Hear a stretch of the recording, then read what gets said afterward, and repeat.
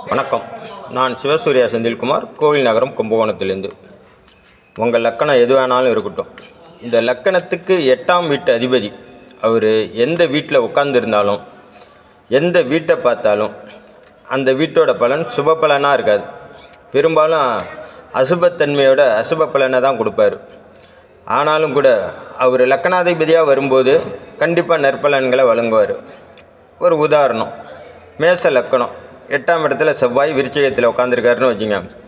விருச்சிகத்தில் உட்காந்து அவர் தன்னோட 4ஆம் பார்வையை எங்கே பார்ப்பார்? கும்பத்தை பார்ப்பார். அதாவது விருச்சிகம், தனுசு, மகரம், கும்பம் 4ஆம் பார்வையை பார்ப்பார்.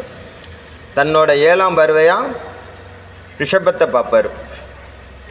தன்னோட 8ஆம் பார்வையாக மிதுனத்தை பார்ப்பார். அப்போ இந்த வீடுகள்லாம் உங்களுக்கு நற்பலன்களை வழங்கும். உதாரணத்துக்கு அவர் 8ஆம் பார்வை எந்த இடத்த பார்க்குறாரு? லக்கணத்துக்கு 3ஆம் இடத்த பார்ப்பார். அப்போது முயற்சி ஸ்தானம் வலுப்பெறும். லக்கணத்துக்கு 2ஆம் இடத்தை பார்ப்பார். தனம், வாக்கு, வித்தை, குடும்பம் பலம் பெறும். லக்கணத்துக்கு 11ஆம் இடத்தை பார்ப்பார். லாபஸ்தானம் அது வலுப்பெறும். அப்போது ஒரு லக்கணத்துக்கு 8ஆம் அதிபதி 8ஆம் இடத்துல ஆட்சி பலத்தோடு இருந்து அவர் பார்க்குற வீட்டை சுபபலன் படுத்துவார். அதே நேரத்தில் லக்கணத்துக்கு 8ஆம் வீட்டு அதிபதி வேறு கிரகமாக இருந்து 8ஆம் இடத்துலேருந்து எல்லா இடத்தையும் பார்த்துச்சுன்னா, பொதுவாகவே இப்போ சனி இருந்துச்சுன்னா 3, 7, 10ஆம் பார்வையை பார்ப்பார். செவ்வாய் இருந்துன்னா 4, 7, 8ஆம் பார்வையை பார்ப்பார். குரு இருந்துன்னா 5, 7, 9ஆம் பார்வையை பார்ப்பார்.